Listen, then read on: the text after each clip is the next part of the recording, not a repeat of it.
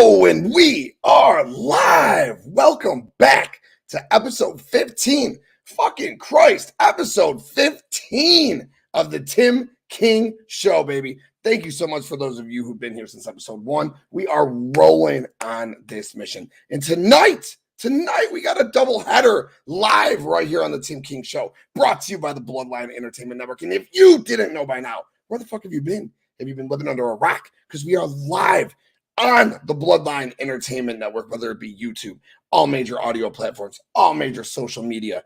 We're live. The Bloodline Entertainment Network is live. Sports, wrestling, entertainment shows. We live. And tonight again, Tim King, me, the Tim King Show. We live tonight for a doubleheader. First, I'm here to talk wrestling. I got a couple of my boys in the house. I'm going to bring them in shortly. Then we got a huge night on Roto Slappers. Me and Streets are throwing down. We are doing a 2020s rookie fantasy football draft. Joe Burrow, Jamar Chase, Justin Jefferson, T. Law, Justin Fields, Herbert, Hurts. Who gonna go first? Tune in tonight right after this show. But on this show, like I said, I got a couple of very special guests. I got my usual boys. I got another guest in the house, but tonight is going to be like a battle royal, so to speak. And I'll talk about that momentarily. But first, let me bring in my guest. As usual, always joining me, my brothers, the in-time wrestling brothers of podcasting destruction, Justin, Jeremy, throw your ones up, throw your two sweeps up. I did it backwards, but throw them up, baby. Hit me with them. Hit me with them. Loosen them shoulders up to do this right here, my guy. What's going on? Oh, I missed you guys on Thursday. Justin had a little special time with Tino over on Tino's time. I said, okay, let's do a little reschedule. It's okay. We got a flexible schedule here on the Tim King Show, and I don't want to do a show without my boys, and here we are. But we're not alone. I'm happy. I love doing these shows, dude. My very, very close personal friend, dude, Dylan A-Bear from the World Elite Podcast. Throw your ones up. My dude, Dylan, what's up, my brother? Not too much, man. I am very excited to be here. The moment you asked me to join, I was fully on board, 100%, man. So excited to be here. Thanks for having me. Yeah, bro, absolutely. We were just shooting the shit earlier. I said, if you're not doing nothing tonight, join us. But my tribal chief in the house, Devin, Clark Street Wrestling Podcast, our tribal chief, had a great show last night with his brother Hafiz, our brother Hafiz, over on Clark Street. You can find it right here on the Bloodline Entertainment Network, and of course, over on the Clark Street Wrestling Podcast. Throw your ones up for our tribal chief. But yeah, man, Dylan, we were just chilling, shooting the shit, man. I was like, if you got nothing going on, come on with me in the end time, guys. Like I said, I got a double header tonight. Very specific as far as timing goes. We're going to be out of here like 8:20, 8:25. So we're not going to ramble on too long. As you know, we're long-winded as to do, which is why we're not going to be topic-specific driven. I got topics, but I'm going to let the boys decide what we're going to talk about. I'm going to lay it out there, and I'm going to let them choose, and then we're going to pass it around the table. And before we start that, Dom, what's up, Top Rope Wrestling Talk? Find it exclusively right here on the Bloodline Entertainment Network. Great show last night with Grandma Wendy. Throw your ones up for Dom. Happy belated birthday to the South Philly Psycho last night, man. Thanks for tuning in, my brother. But guys, like I said, it's like a battle royal of topics, and we'll just pass it around and talk about it. Dylan, you're the guest of honor. You're going to pick the topic, and then you're going to speak on that topic, all right? So here are the topics for the evening. We got CodyRhodes and SamiZayn against the Bloodline. We got the potential triple threat. Whoa, let's try that again. Damn. Whoa. Damn. Wow. Okay, TK. That never happened to me. Damn. I gotta take a bit, unwind a little bit. Damn. The potential triple threat match between Gunther, Drew McIntyre, and Sheamus. MJF. And where that feud's going. The House of Black. Boys, we wanted it. And boys, we got it. And boys, we got a big fucking triple threat match coming up in Winnipeg on Dynamite this week. Another thing we wanted. Powerhouse Hobbs. But did we like the way we got it? All right. Ricky Starks versus the Bullet Club. Is Jay White coming to AEW? That's juicy. Damage Control, Becky Lita Trish, Why the fuck is BCC and Dark Order still a thing? And the AEW Women's 5-on-5 was going to happen. So, Dylan, I ran them down to you. Pick a topic, talk about it, and pass it along. So let's start off with one of my favorite matches from Revolution, and I didn't expect it to happen, but let's go House of Black. That trios match was fucking fantastic. I got to start with that one. It was such a fantastic match. Let's go, baby. Let's go. Talk about it. Yeah, Hit it. man. So we did our little live stream, me and Marcus. We talked about Revolution, predicted the entire card, and I told him on our last stream I wasn't going to toot my own horn, but I predicted the entire card correctly. And even though I love the Elite, I love the Bucks, I love Kenny. I mean, this was time for the House of Black to do it, and my reasoning behind it was because I wanted the House of Black to be trios champions, but I also wanted the Bucks to go back into the tag team scene. And I want Kenny to go back into a single scene, maybe even go after the world championship again. I loved him as AEW world champion. But man, that match was absolutely fantastic. That spot with Nick Jackson that took a knee to the face, and then Julia Hart caught a V-trigger. Man, that match was just, like I said, it's fantastic. It absolutely exceeded my expectations. I just love the outcome, and I hope they carry the championships for a very long time. I hope they're not going to play hot potato like they do with the TNT championship. I know we'll talk about that, but it was awesome. Good, bro. Great topic. As I've screamed from the rooftops, I would have walked out on my motherfucking house. I would have walked out on my kids, walked out on the live stream I was hosting, watched out on everybody. I was out if the House of Black didn't win. So this man right here was more than excited. And the fact is, then we got continuation in a build on Dynamite. This triple threat is going to bang in Winnipeg. We got the House of Black. We got the Elite with Kenny in the Bucks, and we got Jericho, Danny, and Sami representing Jericho Appreciation Society. That is going to be a lot of fun. Dylan, who's winning that match? You got House of Black? Yeah, House of Black's going to retain. I would say they just won, so no reason to pull it off. But I mean, I could say the same for Wardlow, just won the TNT title, but they pulled it off of him as well. So anything's possible when it comes to Tony Khan, but I think House of Black retains. Love it, brother. Boys, you were right there with me. Before we go to you, I just want to hit the chat really quick. Chat's popping already. Thank you guys so much for tuning in. Nick, Universal Wrestling Podcast, my partner. What's good? Throw your ones up for Nick and my boy, De Niro, Wrestling DeLorean Podcast. Keep them ones up. And keep them ones up for Broadcast Tom in the future, my man. I will salute you. Have my sip. And a good sip for you, my man. Let's see what else we got. Graydon, Binbuster, my guy. Keep your one up for Graydon. Jordan, World Elite Podcast. So keep your one up for Jordan. Hope you're doing well, kid. And my dudes, you got your one up. I'm going to keep my one up. I don't know who you are. I'm sorry. But I'm going to keep my one up, and I appreciate you tuning in for sure. Damn it, one more time. Faction Cast, KPG. God, you're all over our channel. I love you, KPG. Oh, thank you all for tuning in. Appreciate it. Boys, Jeremy, go first. The match itself at Revolution was fantastic. I had no doubts in my mind that the match itself was going to be fantastic as it was. And the fact that we actually got the House of Black winning like they really realistically should have is great. House of Black has been irrelevant for too long, and giving them something to do is just a breath of fresh air overall. The stuff that we got on Dynamite, I'm really worried. I'm really worried just because we're in Canada. They're going to give it to Jericho, but I'm going to keep my hopes up that they don't, and they give it to House of Black to retain. I hope everyone's looking at this video-wise, because you're seeing me giving him that eye. That's don't you fucking put that bad juju out there, I swear. Justin, what about you, brother? Dude, fantastic match. I was absolutely just all over the freaking place this entire time for that match. When they hit that first Dante's Inferno, I go, it's got to be over. This is going to be it. And the Elite broke it up. And I go, shit, they're probably going to retain now. And it started to look that way. And I'm like, oh no. we're really gonna freaking get the Elite retaining. This is gonna suck so bad. Like, I'm gonna join Tim. We're gonna walk out completely and just be like, tell me when it's over. Just tell me when it's over. But they won. Like, the minute Buddy hit that fucking knee, dude, I jumped out of the seat just screaming.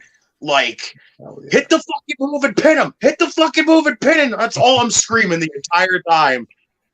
They nail it and win the freaking titles. And I'm just like, I went on a rant on your show, literally said, give House of Black the titles. And they did. Hallelujah, dude. Finally. Stop. Like, don't waste the House of Black anymore. This is your opportunity to finally start doing something with them. And you finally pulled the fucking trigger and said, great, this could be the start of some brand new stuff for the House of Black. And that is what we are getting, hopefully. Let's keep it this way. Do not, just because we're in Canada, put the titles on Jericho. Oh, and fuck no. Hell no. No. Ivan was here. I'd have him play the clip. No. Hell no, dude. No way. Absolutely fucking not. But no, they were chiseled out of stone. They were brought back. They have looked fantastic. They got the belts. The 9 men in this ring on Dynamite coming up, the talent in that ring is ridiculous. From House of Black to Kenny and the Bucks to Jericho, Danny, and Sami. Just ridiculous talent. I can't wait to see going forward. I wouldn't mind a longer feud between House of Black and Jericho Appreciation Society. That wouldn't be so bad. House of Black retains, obviously. Jeremy, pick a topic. Do you remember them, or do you want me to say them again? No, I have the topic that we want to go to. We're going to stay with AEW. We might as well talk about Hobbs and him winning the TNT Championship. Finally, I'll just start off by saying that. Finally, Powerhouse Hobbs is doing something. But me personally, I don't like the way they went about it. The fact that they are doing this feud and giving QT Marshall, of all people, something to do alongside of Hobbs instead of giving Hobbs the main spotlight irks me, like greatly annoys me, because we've been wanting Hobbs to get his own spotlight, and then the moment he's about to, they're like, okay, let's split up the spotlight between you and QT Marshall, because QT Marshall is worth the TV time apparently. And just even like I hate to be nitpicky as well, but the spot off the stage looked really lame. It did. It looked really lame. But again, it doesn't deter any sort of excitement or happiness towards Hobbs. He deserves everything that he's getting right now. Yeah, man. Love it. Justin? Yeah, I was so 50-50 on it. Like, I was happy as hell Hobbs won the title, because it's like, we talked about wanting to see Hobbs win the title, and we got it, but there was so many just negatives attached to it, like more hot potatoing the TNT title. Why the fuck did we even bother putting it on Wardlow if you were going to immediately take it off him? Like, you could have just kept it on Joe and had Wardlow beat Joe, because at least then it would have been like a little bit longer than just going, okay, we just put it on Wardlow. He held it for 4.5 seconds and lost the title. There you go. Like, this title is like cursed right now. It's just all over. Nobody has, like, we haven't had a decent reign in a long time here. Like, what the hell's going on here? Like, I heard somebody compare this title to the 24/7 title, and I'm starting to kind of believe it here, because, like, it has been back and forth so much. And it's like, we all got excited because Hobbs is finally going to get a title, but it had so much attached to it. And then, like my brother just said, now the QT's involved with it, you know, like, it just, there was so much stuff that didn't need to be attached to it that just kind of like felt like it depleted Hobbs's win a little bit. It just felt so weird. Like, I was like, yes, Hobbs wins, but now, like, I've been saying Wardlow's moving on to probably a mini feud with MJF, But what the hell are you going to do now? How the hell do you get Wardlow to a mini feud with MJF now after just saying, fuck it, thanks for winning that title back, we'll take it from you now? Like, that's not any momentum giving for Wardlow. That's taking it all away again. Like, I don't get what we're doing with Wardlow. QT Marshall doesn't freaking interest me in the slightest bit. Like, I want to see Hobbs doing his thing. I really like Powerhouse Hobbs basically because of when I seen him the first time and I heard that story they always told about it, how he sacrificed, how his brother sacrificed himself and took a bullet for him so he could live out his dream. And I'm like, dude, that fucking story is incredible. Like, how can you not root for this guy? But it's like, I don't need anybody else invading in his spotlight right now. This should be all about Hobbs right now. But it's all just everybody's focus is on everything else around it. Why is QT here? What the hell's going to happen with Wardlow? Why is the TNT title getting passed around like a freaking $2 whore? Like, no one knows anymore. Yeah, man. No, preach, bro. You're not wrong. A couple shout outs to the chat. Bakley, Cage My IQ, just was on the New Japan Pro Wrestling Weekly show with me and Ivan like a couple hours ago. Awesome show right here on the Bloodline Network. Check it out. KPG said he cried like a proud father when Hobbs won. He's glad that they're putting some young pillars over and they really focused on the future. Yep, they sure did. Streets in the house. What's good? Like I said, 8:30 Central Standard Time. Join us. There are your ones up for Streets. What's up, my dude? And Graydon says Miro should come back and claim his title. I'd love a Miro and Hobbs feud. That would be really dope. Dylan, what's your take on the whole thing? So there's some good, some bad when it comes to the situation. You know, obviously, Powerhouse Hobbs has deserved this spotlight for such a long time, and he, for some reason, has been so overlooked for so long. And finally, he's getting this opportunity to be a champion. And I said earlier that he deserves it. He's been more than deserving of the spotlight for such a long time. Finally getting it, but it just makes me wonder what they do at Wardlow now. For me, I feel like Wardlow is could be looked at as like a top superstar in AEW and should be competing for championships, should be even maybe in line for a world championship. This guy is built and should be looked like a future star of this company, even though I feel like he already is. But there's no reason to keep on playing hot potato with the championship. And if they were going to put the title on Hobbs, if that was the whole thing, then if he won the Revolution ladder match, he should have been inserted into the match with Joe and with Wardlow and should have won it right there at Revolution. Let him get his moment at Revolution rather than getting it in some horrible spot involving QT Marshall. There was no reason for that. So yeah, so while I'm happy that Powerhouse Hobbs got his moment, he got that spotlight and finally got a championship around his waist, I just feel like they went about it all the wrong way. You know, I feel like Tony Khan, has some reason being voted as the best booker every single year, he booked this absolutely horribly. He should have been added to that triple threat. He should have been in a triple threat with Wardlow and with Joe. Should have got his moment right there instead of doing some horrible angle and pulling it off of Wardlow just a few days after winning it. All right. So this is going to sound kind of wild because I dogged this whole thing going into it. All right. But I think Tony Khan gets an A+ for how he actually went about booking this thing, dude. And I'm completely disagreeing with all of you, and I'm going to let you know why. First and foremost, War Daddy choking Joe out was dumb as fuck. I didn't agree with that. And at first, I didn't necessarily agree with him beating Joe. If you would have banged the power bomb, hit the symphony on him, and let it ride, that would have been a dope moment, all right? And we could have went that way. Go to Dynamite. Wardlow's gear stolen. The belt stolen. I knew right away it was an angle that had Hobbs written all over it. And then, boom, the match itself ends up being a street fight. Awesome. Hobbs beating Wardlow and continuing the story the way it did, all it does is continue the story, all right? QT Marshall getting involved just keeps Wardlow strong. QT Marshall helped train Hobbs. It makes total sense. QT Marshall is underrated behind company scenes, in the ring, and as a manager. Jeremy, I fucking see your eyes, okay? He is incredibly underrated in all facets. But you guys are right, and Justin, you're right. I don't need this taking away from Hobbs, and I don't need, QT taking his shine. But what this all does, and One, it makes Wardlow look strong by beating Joe and passing him out. 2, it makes Hobbs now look strong by winning the belt.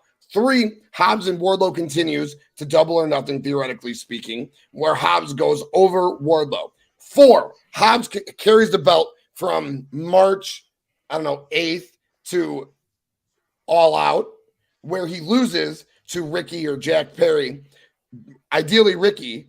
And in that case, he holds the belt for 5 months, making it sustainable, where Ricky gets it and holds it for like 9 months until he goes on to win the world title. So this could all set up for big, big, big things for Hobbs, Wardlow, who then, yes, goes on to the next level, Justin, and could have that feud with MJF after this. So for Hobbs, for MJF, and for Ricky in the long run, and for guys like Takeshita, who could have feuds with Hobbs in the intermediate. That's my long-winded speech on it. So I don't necessarily hate it. I mean, I see where you're going with that. Like, Yeah. I just wish they'd have done it. I wish we'd have stuck with how we were talking about the whole have him interjected, make it a triple threat. I think that would have made the story just a little bit. It would have like maybe drawn me in a little bit more to the story instead of just, oh yeah, we just gave it to Wardlow so he could keep it warm for Powerhouse Hobbs, like so QT could show up too. Like, ideally, yes. What Dylan said, what we, and what we said on the show last week, and I'm sure a lot of people said it, we're not taking credit for it, is the way it should have went. Once he won that Golden Sonic ring, cashed that bitch in Friday night and said, I'm in that match on Sunday. Won that match on Sunday. That's it. Like, it was that easy. But since Tony Khan had to fucking go in a circle with it, I think at the end of the day, the circle might have got us to the right spot. Just a really fucking long way of going about getting there. That's it. Justin, pick a fucking topic. Okay, so I think I'm going to keep it in AEW, and I think I want to talk about the women's story. I got to talk about it here. Oh, so right. I first off, when we got to before we even got to the women's championship match, I thought, again, feud just feels like it's been kind of going nowhere. Anything that they've been doing, it's just been the same thing. Here's a beatdown, here's an arrival, here's a beatdown, here's an arrival, here's a beatdown, here's an arrival. So, going into the women's title match, I'm like, okay, we talked about Saraya winning and all that stuff like that. But I didn't have a problem with them, going the safe bet, having Jamie retain here. They had Ruby turn at the end, and I go, okay, cool, so she made her fucking decision. Now all I need is an explanation. What the hell's going on here? Like, why should I give a shit here? Ruby gives the explanation on Wednesday, and I go, that's all I needed. That's all I needed to hear. Was this is why. Basically she talked about it. Britt is the reason. Britt freaking absolutely got all the shine over me when I came in and had my first title match. Jamie, everything else, Chris Statlander, she talked about everything. And I'm like, this is the explanation I needed right here. But the first thing that she says, the one line that got me thinking here, was when she said, we've been outcasts since the day we walked in. So I immediately got to thinking the entire time while I'm sitting here, like I do a lot of my like crazy thinking when I'm at work and I'm just passing time, and I just do a lot of crazy thinking. And all of a sudden I started saying to myself, is this feud not feel like some kind of AEW, WWE tribalism fucking thing going on here almost? Like, it kind of does. And that's the thing that kind of just rubs me the wrong way with the entire thing. Because right now you got 3 ex-WWE women and 3 AEW women. Eventually, whenever Jamie and Britt finally find some people. But right now it's originals against ex-WWE women. All I kept thinking about is this some fucking stupid AEW's better than them, so let's tell this story that way? And that's what kind of rubbed me the wrong way, because I'm going, if that's the case here, that is probably the stupidest thing. That is the literal sticking to the we're better than you, we are at war here thing. So it's almost like this story is for the diehard tribalists that go, AEW is better than WWE. This is our story. We get to freaking shit all over ex-WWE women.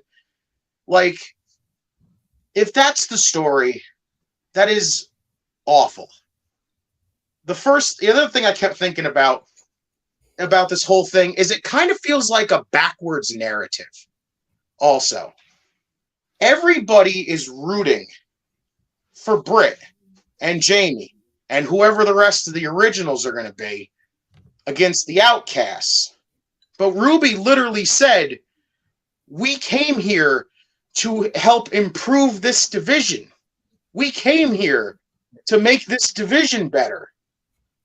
If you think about it here, it's a backwards narrative because Britt's literally saying, hey, if you're not an original, get the fuck out of here. Why are you here? So you have people legitimately rooting for a woman who is saying, no, I don't want to see no growth in this women's division. I just want it to be the originals, and that's it. And I looked at that, and I go, it's an ass-backwards narrative. It's a tribalist freaking story. It's like I was so invested in her description of what she said, and I'm like, yes, this is fucking what I needed. But it just got me thinking that, and I'm like, if that's the story, oh, that is pettiness at its finest right there.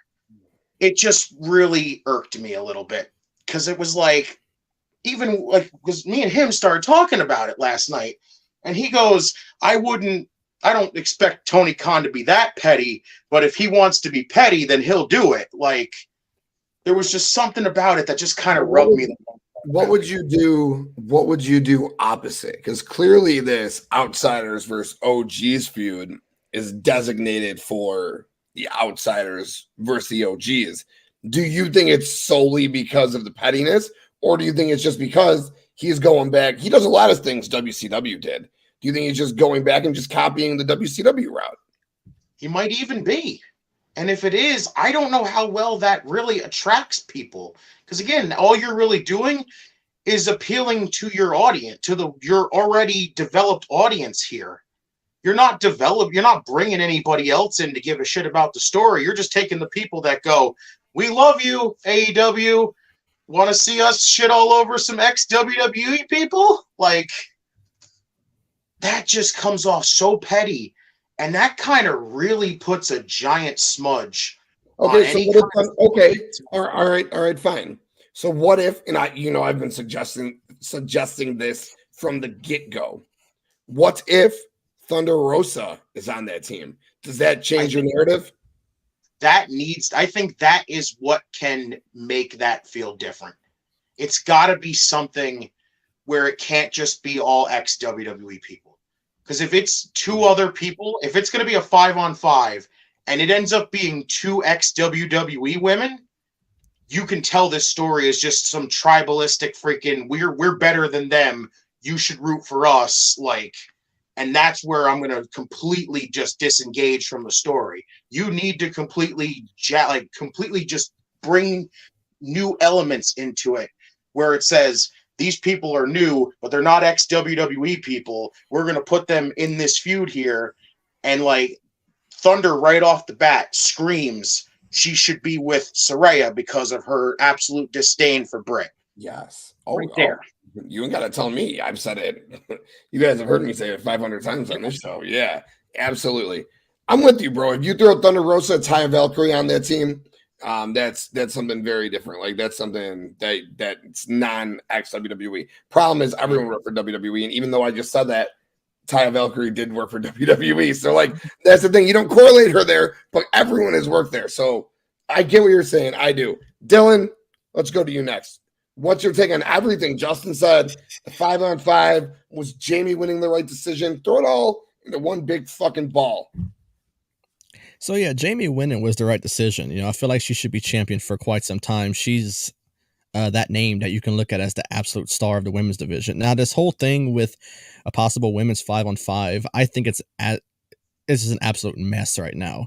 So much is going on, but if they're going to go to route going 5-on-5, I think they need to leave Jamie out of it, because Jamie should be doing bigger and better things and defending her championship, not being caught in this whole clusterfuck that AEW has going on right now. So there's so much going on with it, and I've said it before. I know Jeremy has said it multiple times, but Saraya has been such a horrible signing, in my opinion, for AEW. She's a forced heel. If you're going to be a heel, being a heel is not just coming out, sticking the finger to the crowd, using your spray paint like you're at a great value NWO. There's no reason for that. If you're going to be a heel, you got to cut heel promos. You got to actually be a true heel.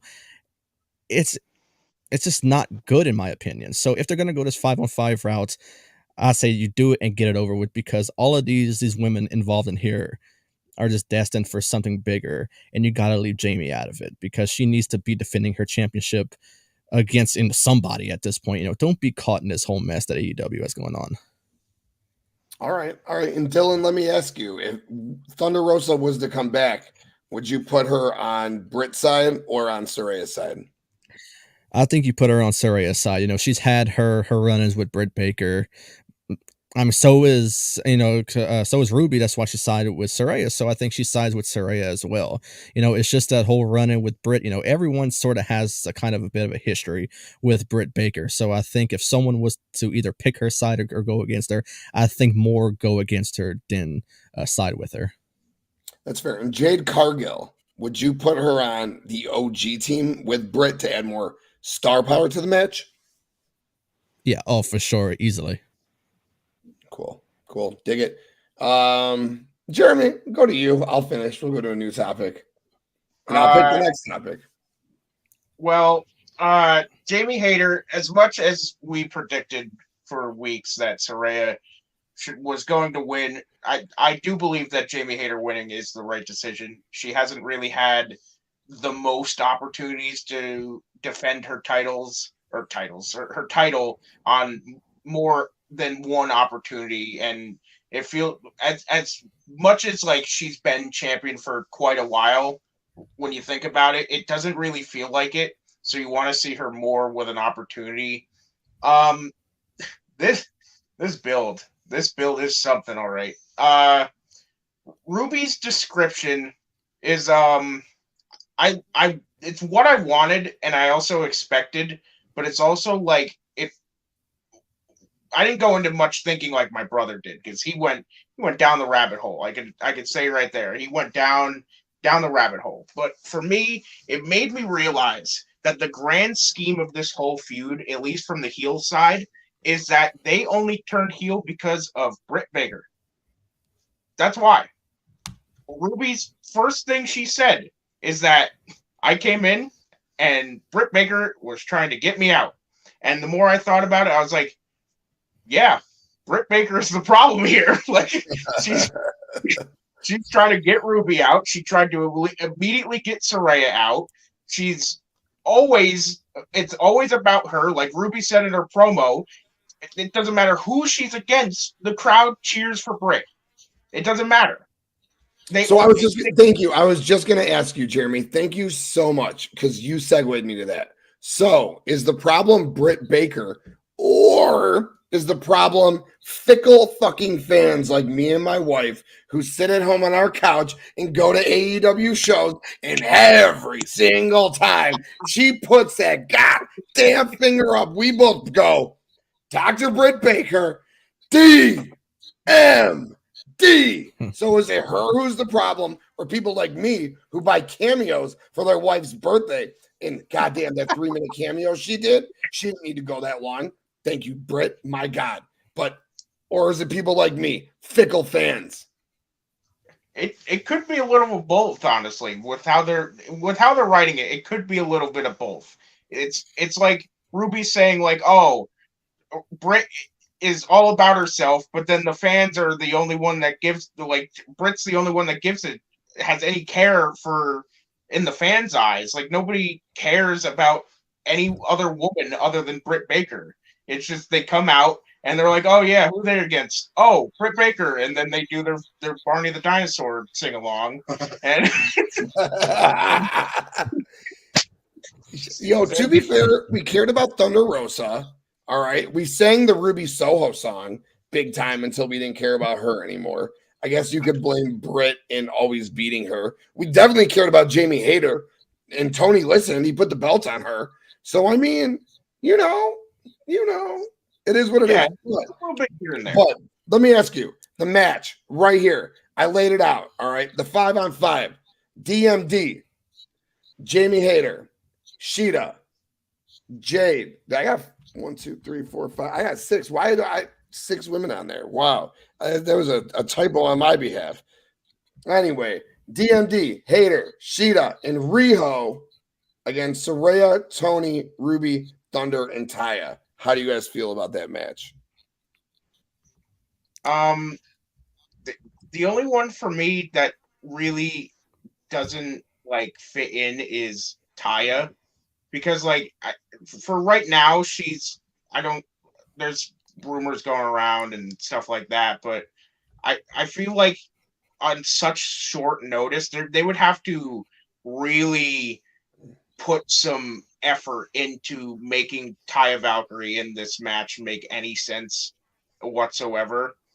And I know that there's a lot of time left to build, and they could very well possibly do that, but the story's been a fucking clusterfuck as it is, so who knows at this point. But I could see this being the match overall.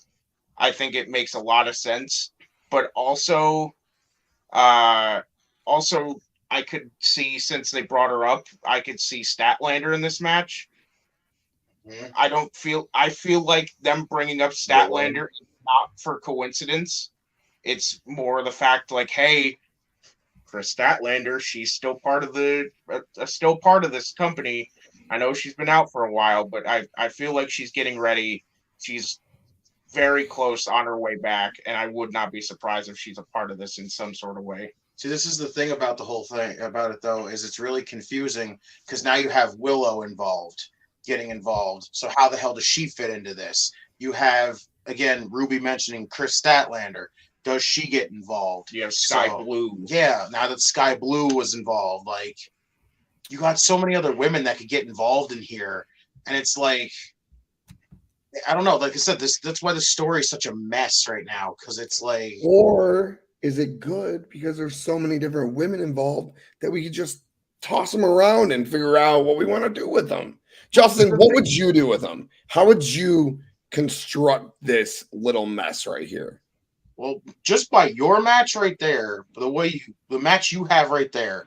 And you got Jade and Willow still and Nyla. You got other women, you know what I'm saying, you could play with. Like, that makes sense. That would make sense minus Taya. But like my brother just said, all you have to do is make sense as to why Taya's in there, and you got yourself a match. Hold on, Justin. I'll make sense of it right now, dude. Here you go. Hold up. I'm going to make sense of it right now. Because open challenge for the TBS championship right now in Winnipeg will be Taya versus Jade. Jade ends up on the OG team. Taya and Jade have this blood feud. It actually gives Jade something to do for the first time ever. Holds Jade over until Stat actually comes back. Then when Stat comes back, she takes the belt off Jade like they've wanted. Jade on the OG, Taya on this side. I saw a lot of people mentioning a certain other name, and if she was involved in this, I'd be freaking ecstatic to see her involved in this. This name? Money? What's Money? No. Somebody who is from Canada, who a lot of people were saying should be the challenge for Jade. Who's that? Lufisto. Mm. I'm saying have her be the one. And if then you can have Jade and Lufisto be the feud. And that way she's not an OG. She's an outsider. Literally. There you go. I dig any way you get to an extra outsider, because you're right. I don't want to just see it be 5x WWE versus 5, OG. So get Thunder in there, get someone else in there. Dylan, what about this as your 5-on-5? How would you go about it?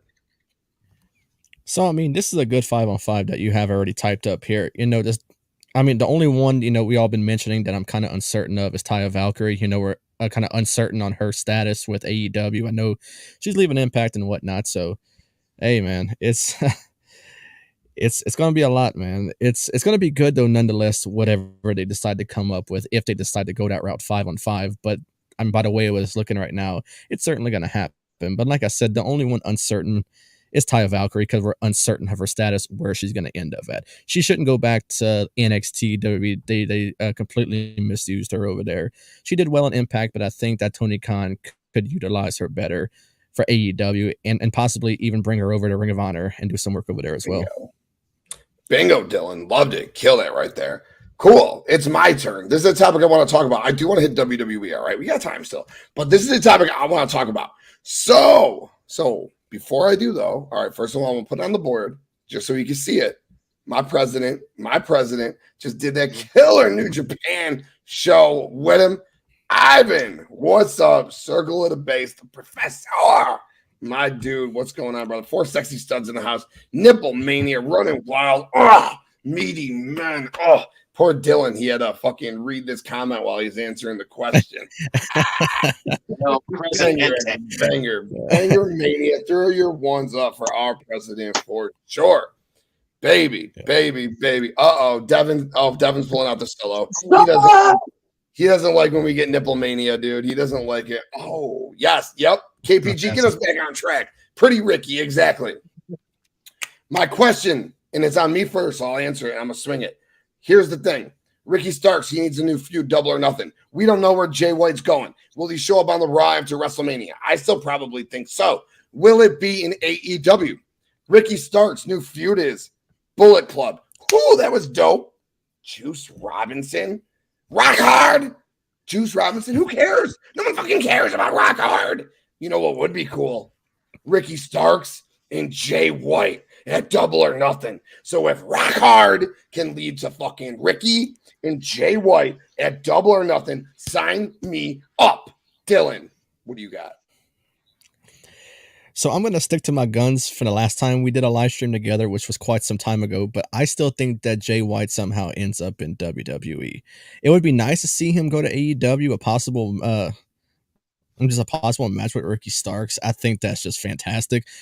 But like I said, he's out of New Japan. I don't know if that means he's out of Bullet Club as well. So there's so much to discuss here with that. So I'm uncertain of it, but I would like to see him go to WWE. I think Triple H can do some cool stuff with him over there. Vince kind of helping out with creative over there. I don't know how that'll work with Jay White, but I don't know. Nonetheless, I think wherever he goes in, he's going to do fantastic. But Ricky Starks, Jay White would be an absolute killer. I would love to see it. Hell yeah. Jeremy? I agree with Dylan. I still think that Jay White goes to WWE. I just don't see, especially with his departure from New Japan and the whole thing that happened with David Finlay. It's like all the other things that goes on with the Bullet Club. Every time a Bullet Club leader leaves, another one takes his place. And with all like signs leads to David Finlay taking his place. So it wouldn't really make any sense to have Jay White then debut with the Bullet Club theme. It just wouldn't really make any sense in like kayfabe standpoint, because he just got in all terms kicked out of the Bullet Club by David Finlay.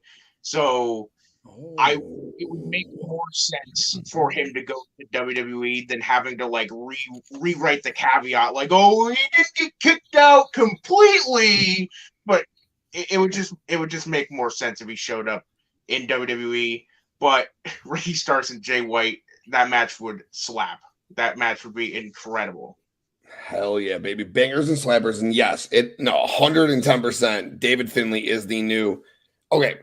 95% David Finlay is the new leader of the Bullet Club. David Finlay is entrenched in Bullet Club with Gato by his side. Gato has only managed Okada, Jay White, and now David Finlay. So yes, Finlay is basically the leader of the Bullet Club. As Bakley said earlier, Fale and Chase Owens said he was voted in. Oh, there you fucking have it. So, all right, you're probably right. But this idea got me rock hard.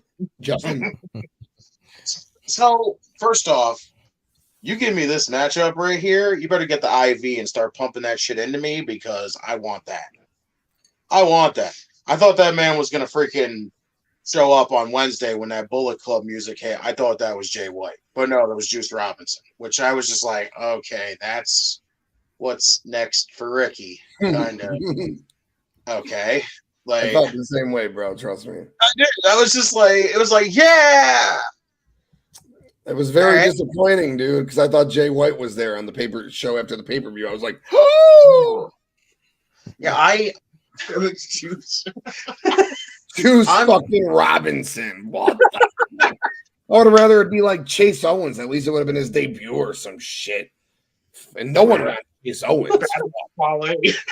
Yeah, right. Jesus. Fuck. Dragged down ELP. I would have fucking loved an El Phantasmo Ricky Starks match. Oh, well, that would get people busting. The charisma inside of that match. You want some nipple mania? You got freaking ELP and Ricky. You freaking hard in every freaking place. Give J-Man what he wants. Cheese it up, baby. Hell yeah. Yo, shout out to Brian Cook. What's up, Brian? I forgot to shout you back out earlier, man. We were talking. Brian, Ricky Starks, Jay White, take my money. Brian, thanks for being here, brother. Really, really appreciate it, my dude. I'm still on the opposite side of the fence here. I still honestly believe Jay White is going to AEW. I don't know what it is. I'm so locked into Jay going there because he has so many people that associate with him that he goes there and there it is. Like, yeah, we know he's not going to do much right off the bat. And, you know, we want to see him in WWE. But I have a feeling he's just going to end up in AEW because that's your closest way to still somehow have an association with New Japan is with AEW right now. So, to be honest with you, I would be all for this. But right now, you got Ricky kind of getting a lot of momentum here, and you're going to bring in Jay White and absolutely stop that momentum. That's my issue here. Like, that's a hard situation to kind of put it in when you're kind of trying to build Ricky, but you're going to put that roadblock in there as Jay White, where you're putting it as Jay has to get a win right off the bat, but you're still trying to build Ricky. There he is. Hey. It's decided. Yeah. I need that clip right now. It is decided. I got to get with my clip game for sure. Devin, AEW sucks. Jay White's going to WWE. I mean, I'm going to say AEW sucks, but I too think if you're going to ask me, like if I had to bet money on it, I would bet Jay White goes to WWE for sure. I think he does go to WWE. I still think he's going to AEW. There's just something about it. Like everybody's all locked in on WWE for Jay White. But I just see it because he's got Kenny, he's got the Bucks, he's got all his access to New Japan still somehow. Juice is there. Like, he's got so many more resources, Bullet Club wise. Adam Cole's there. Like, he's got so much more resources, Bullet Club wise, there than he does in WWE. And it's just like, Kenny could be WWE.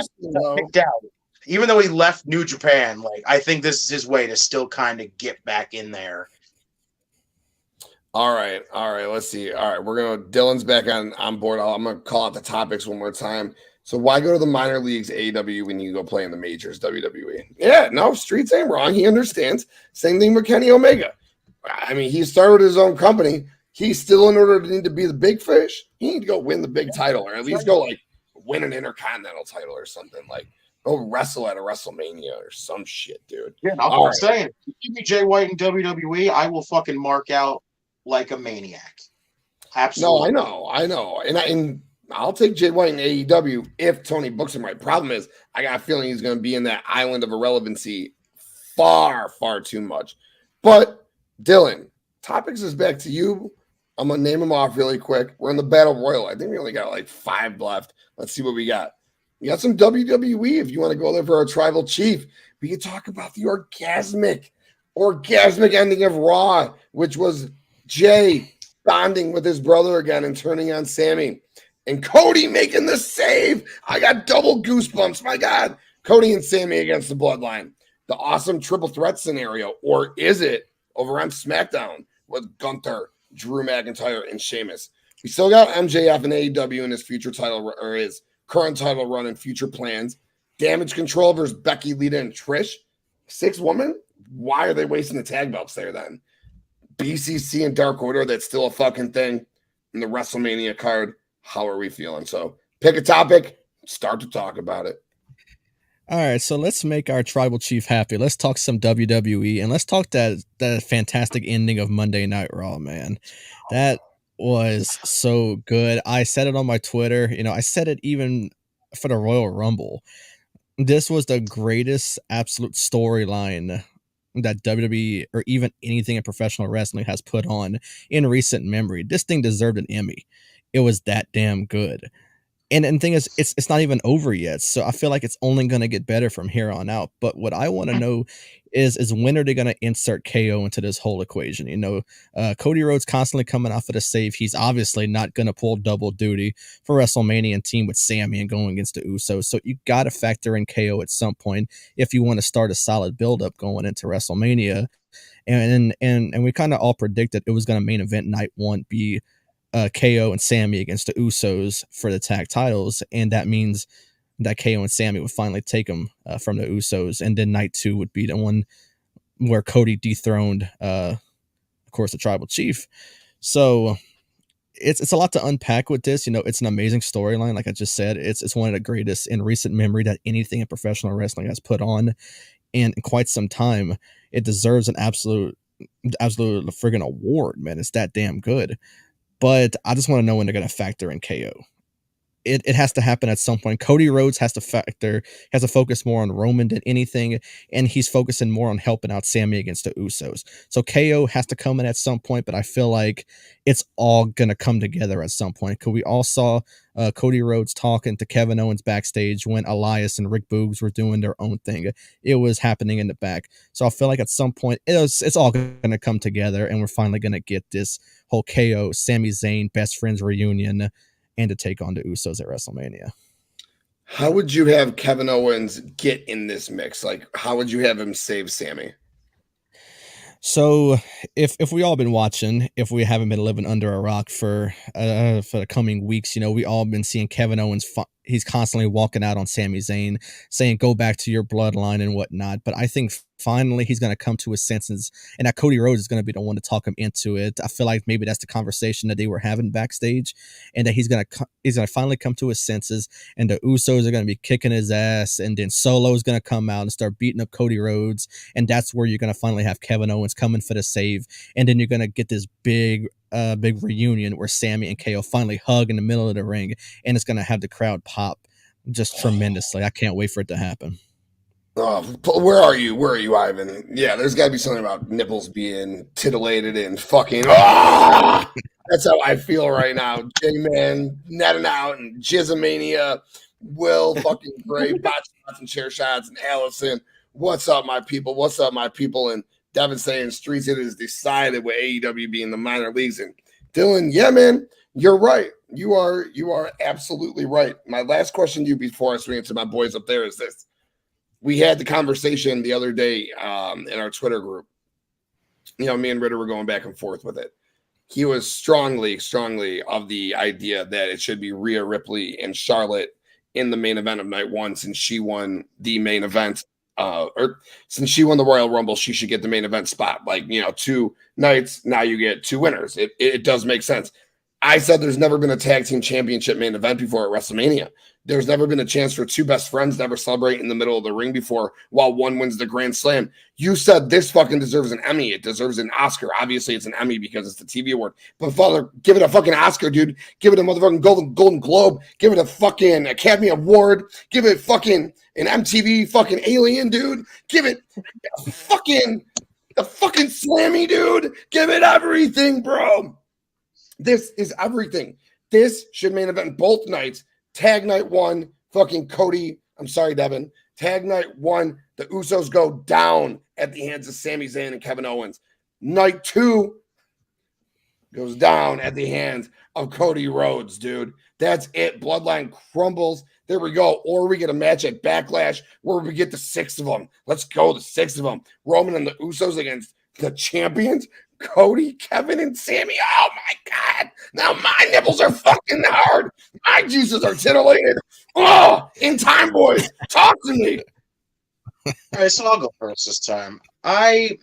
Here's the thing. When Jey was doing his whole conflicted thing, I kept saying, I don't get why the hell we're doing this. It's freaking obvious. There's no reason why Jey Uso should be conflicted.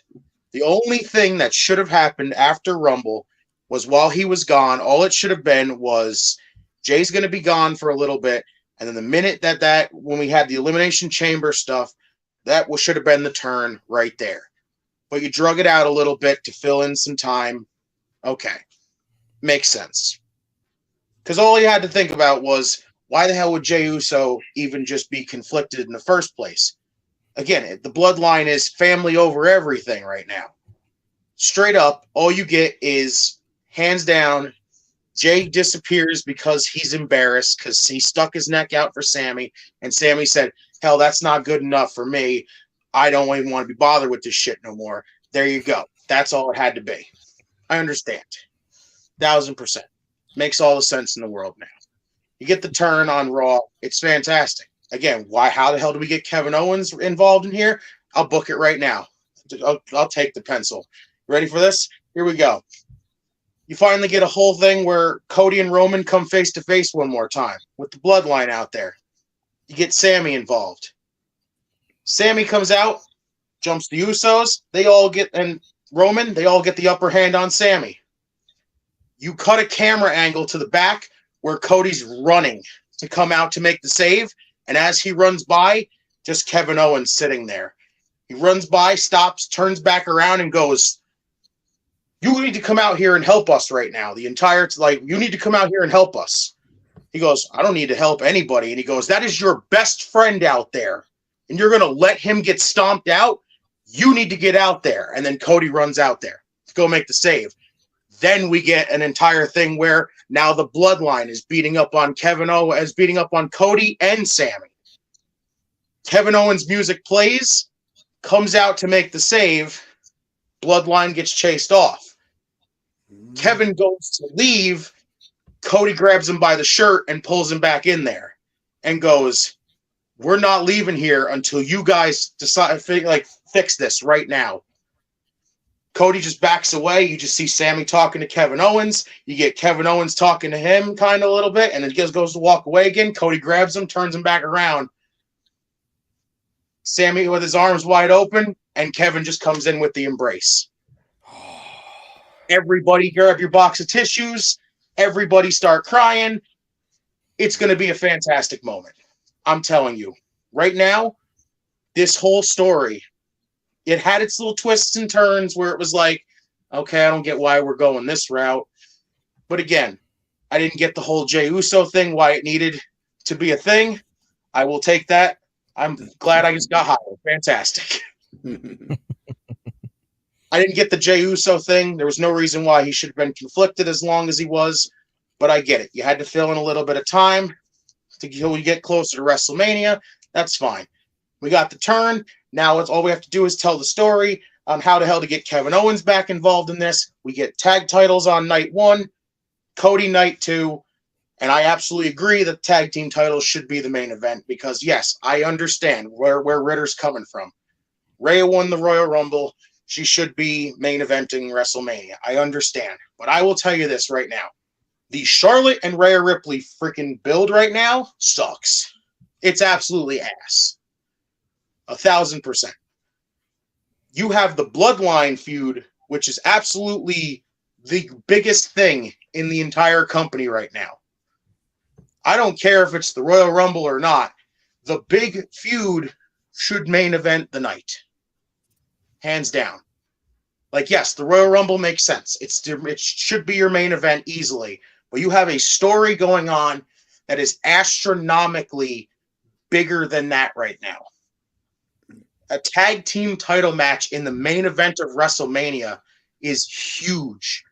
So I would absolutely say go with the tag team titles on the main event of night one.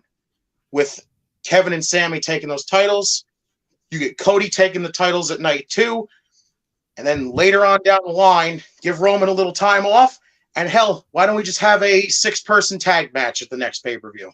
Yes, Kevin, dude. Cody, and Sami versus the Bloodline. Yeah. Sign me up. Hell, even if you want, 8-man tag. Involve Solo. Find somebody for Kevin and Sami and Cody to team up with. You got something huge right there. Oh God, you got that guy who could potentially be coming back. What's his name? Oh my God. No, I won't say it. I won't say it just in case Ritter's listening. I don't want to upset him. Yeah, Backlash. That would be fucking awesome for sure. Yeah, the 3-on-3 would be fucking so dope. Jeremy, what do you think, brother?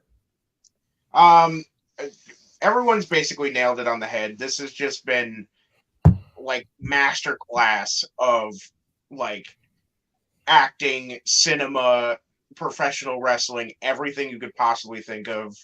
It's everything you could possibly hope of in this story has been executed to perfection by everyone involved.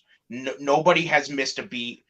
Cody, Kevin, Sami, Roman, Usos, Solo, fucking Paul Heyman, everyone has hit it right on the head every single time they're given and told to do something. They have hit it with perfection every single time, out of the park, every single time. Yes, the tag team titles and the world title should main event night 1 and 2 of WrestleMania. I know the women's title should be because Rhea won the Royal Rumble, but like my brother said, just to be frankly honest, it's not worth it. The build, everything, it's just not worth having that be the main event. That would be a complete and utter just downer of a main event for WrestleMania Night 1. I think so too. I'm going to take the pencil from Justin real fast, and I'm gonna make my booking for Kevin Owens a little bit more of a heartstring puller. Oh Jesus! So you have within WrestleMania is 3 weeks away, right? So you have within the next week or two, you have an announcement of Roman Reigns celebrating Jey Uso making the right decision. Sami Zayn goes up to Kevin Owens and goes, I'm going to do probably the stupidest thing. Me and Cody are going to go out there and we're going to tear down this celebration. I'm asking you one last time. Join us. Help.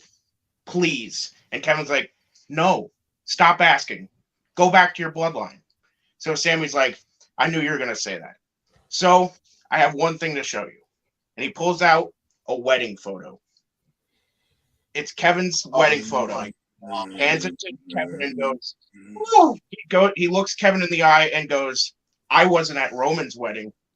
And turns around. Oh my God! And walks away. Oh my God! And then every single segment they have backstage keeps showing Kevin Owens in the background, just staring at that photo. Staring every single time at that photo.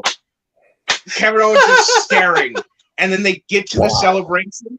The two, Cody and Sami, are getting their ass pummeled by everyone. Kevin Owens' music pops. They get the celebration, the actual celebration in the ring of Cody, Sami, and KO and Sami finally embracing. And KO's going, I'm sorry for being an asshole, but we're taking down this bloodline at WrestleMania. Oh, my Lord. Bit by bit. The Oh three. my God. Wow. I didn't even think about the fucking wedding picture. Wow. That was compelling, bro. Wedding picture. And go, I wasn't at Roman's wedding.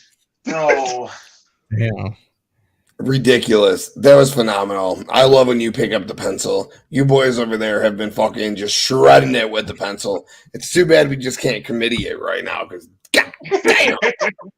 Man, great topic, Dylan. Great conversation. Fellas, we got another one in us for sure. Justin, Jeremy, Pick the topic. Do you guys need me to run them down one more time, or are you good? Go one more. See if so I can remember what we got. So we got Gunther versus Sheamus versus Drew for the Intercontinental title, or do we? MJF and his current reign moving forward. Damage Control versus Becky, Lita, and Trish. Why is that a 6-woman? Why are the tag belts not involved? What the fuck is going on with Justin's favorite belts?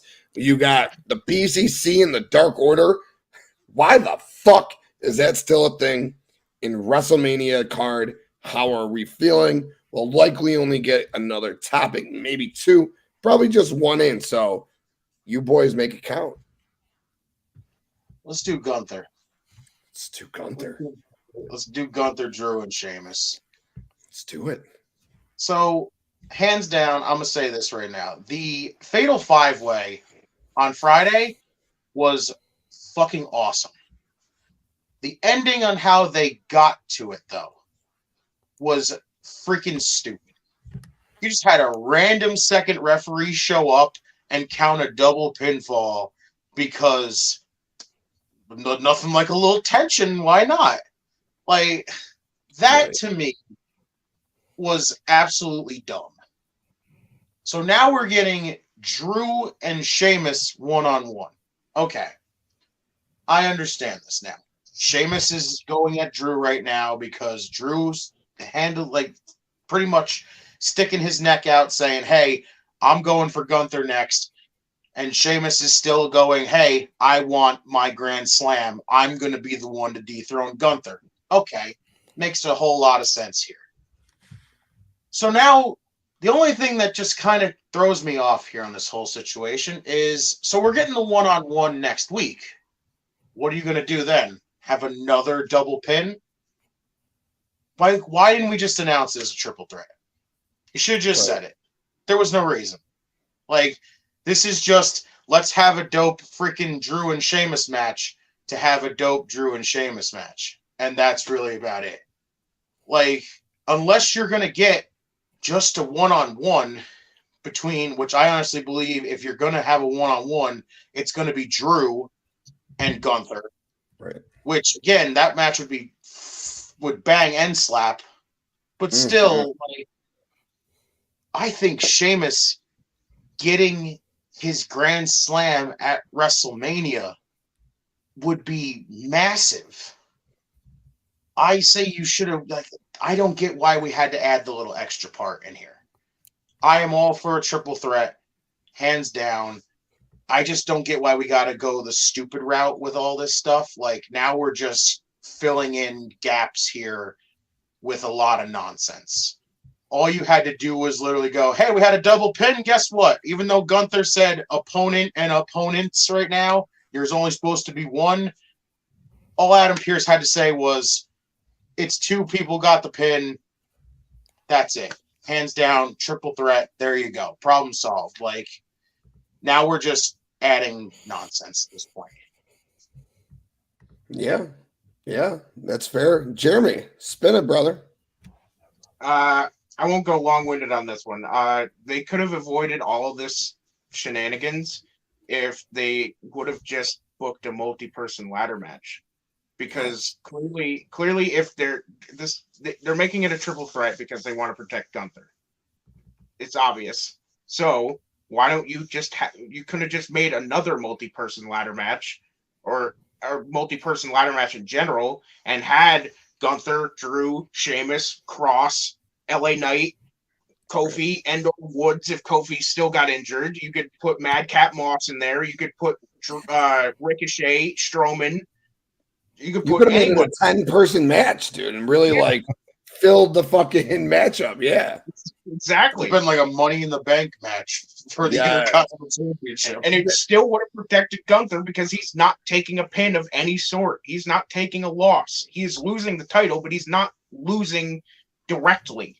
I don't know why every year it's so obvious that they could have made a mid-card title ladder match of some sort, and they just avoid it every year.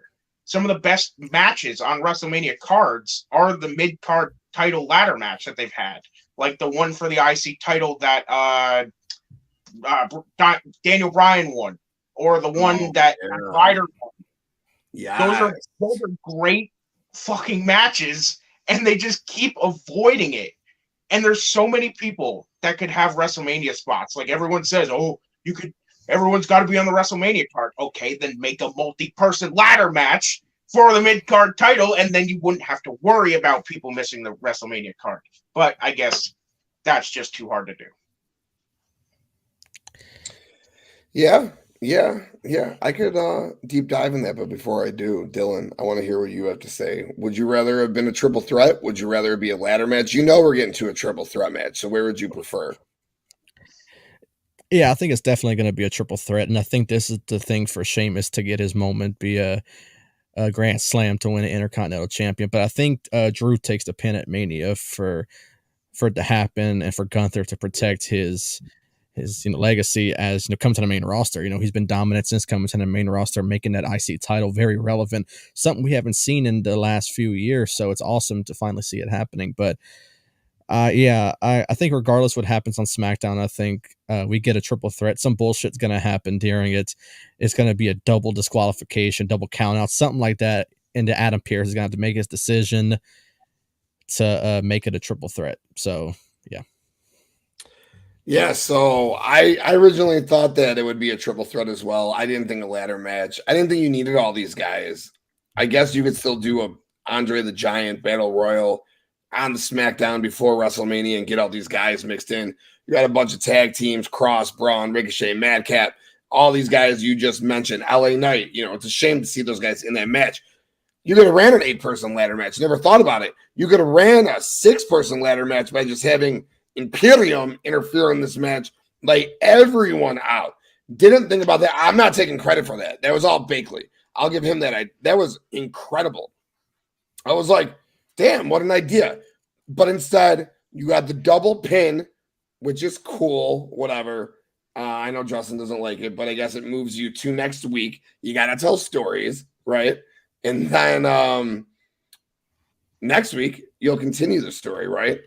And if you listen to sports radio, you know what transitions are, right?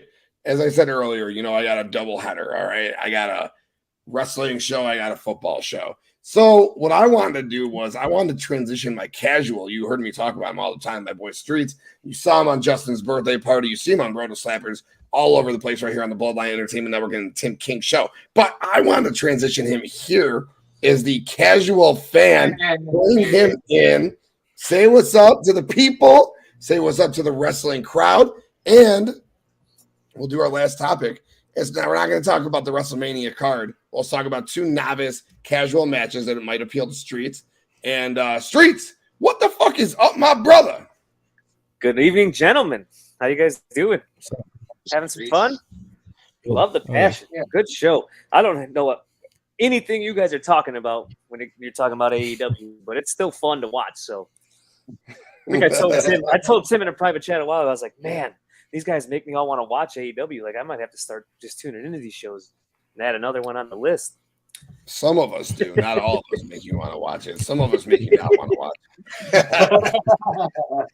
But if we're transitioning, we're going to Roto Slappers here at 8:30 Central Standard Time. Probably kick it off around 8:35, 8:40 Central Standard Time at the absolute latest. But we'll be doing our fantasy football 2020's rookie redraft. It's going to be fucking awesome. Can't wait. Streets, WrestleMania card. You got Logan Paul. You got John Cena. What do you think about these celebrities? I know John Cena's celebrity is funny, but what do you think about these celebrities coming back? Are you interested in WrestleMania this year? As the casual fan, yeah. So I always get entertained by the old guys coming back when even old ass NWO versus DX out there and walkers and canes trying to fake punch each other and stuff like that's entertaining to me. So yeah, when you bring the old guys back, you mix a little bit of Logan Paul, who I disliked, to be honest with you, for the longest time, I would say. The whole fake fighting thing I told you about, and then he joined WWE, and then I was blown away, and I was like, holy shit, dude's actually pretty good, and he's good on a mic, entertaining. I like Bad Bunny. Bad Bunny was legit. Yeah, So hell I enjoy the old timers, the big names that come back. I enjoy the celebrities. That's what I like about WrestleMania, right? It's casual. It's like the Super Bowl to me, and it's like the pomp and circumstance that goes with it, and all the stuff, and it's fun. And I get it though. So for people, all you guys that are hardcore wrestling fans, it's like, well, damn it, this guy is just getting pushed to the side. He deserves his moment on the biggest stage, probably, to make these kind of fans and stuff like that. But nobody knows who he is, like me. So I get it. I see both ways, but I do enjoy the fireworks and all the shenanigans that go on with all the big names. Hell yeah. Good stuff. Good stuff. And thanks for hopping on the last couple of minutes. Dylan, John Cena, Logan Paul, Cena in Theory, Logan Paul and Seth freaking Rollins. Same brand, basically. What are your thoughts on these two matches, man? You interested? Oh, for sure. I'm 100% interested. Logan Paul, he came in for last year's Mania. He absolutely exceeded my expectations, teaming up with The Miz. He looked fantastic. He looks like a natural out there. And now he's going one-on-one with Seth Rollins, who, in my opinion, is one of the best in the business right now. It's going to be a fantastic match. And John Cena, we kind of had our take on that. It shouldn't have been for a title. But I think this is the perfect opportunity for Theory to go over and to solidify himself as one of the top stars in the WWE. Does John Cena win and then Theory take it back the next night? Or you think Theory wins, gets the big one on the big stage? No, I think Theory wins, gets his moment at WrestleMania because he had the job out to Pat McAfee last year. Yeah, dig it. Boys, Jeremy, what do you think? Both matches I'm expecting to really show out. Logan Paul, every time he shows up, it seems like he gets better for someone who's literally 3 matches, and having all 3 of those matches be against like top caliber, actually 4 matches if you're counting the WrestleMania match this year, and all 4 of those matches being against high caliber people and like former WWE champions of all sorts with Rey and Miz and Roman and now Seth. It's crazy how quick he's adapted to wrestling in general and how good he is so quickly. And with Cena, well, I've for the longest time I was not a Cena thing. Like Cena was my most hated as a kid, and now seeing him, I'm like, man, I should have appreciated Cena when he was around, because seeing him now is a commodity. Like it is not a normal thing. It's not a thing that comes around normal. It's just when he's here, it's special. It feels special every single time. And getting to see him wrestle is even more of a rarity. And now I think that Theory gets the win, because it wouldn't really make sense for John Cena to win the U.S. title. It just wouldn't. It just gives Theory the big win at WrestleMania because he honestly needs something. Yeah, that's fair. Justin? Dude, I'm excited for both matches. I really am. Seth and Logan Paul, first off, I don't like Logan Paul as a person. I think he's an absolute dick. But when it comes to him in WWE, dude, I can't help but always give the guy praise. I feel like just top-notch matches so far in his first 3 matches so far, and he's absolutely killed it every single time. Now he's going in there with Seth, and I expect nothing less but a freaking absolute classic between those two. I'm enjoying the feud. Seth absolutely just ripping into Logan. Logan's been getting a lot of upper hands on, getting the upper hand on Seth multiple occasions. It's just been so good. And speaking of good, just that one promo with Cena and Theory, holy shit, man. Yeah. Cena fucking ripped him a new one. I have always been a John Cena guy. He just, not seeing him just makes me freaking want to see more every time. Just the way he put it to Theory of, in the end, you lose no matter what. either you get the win and then you have to come out here in front of a freaking full crowd the night after WrestleMania and explain to them like everything. And I'm like, damn, that is fucking nuts. Listening to him say that, like, either you're going to lose or you're going to lose. And I'm like, oh, Theory's got his back against the wall now. That man needs to absolutely bring 150% against John Cena at WrestleMania. And I honestly believe that he should get the win over Cena. But to be honest, like, if Cena somehow did win the match, I don't think you really get a negative out of that. Because, what? We get more Cena, A. B, we'll probably get a hell of a lot more open challenges. And C, the United States title has the possibility of ending up on somebody that could freaking absolutely catapult them by beating John Cena.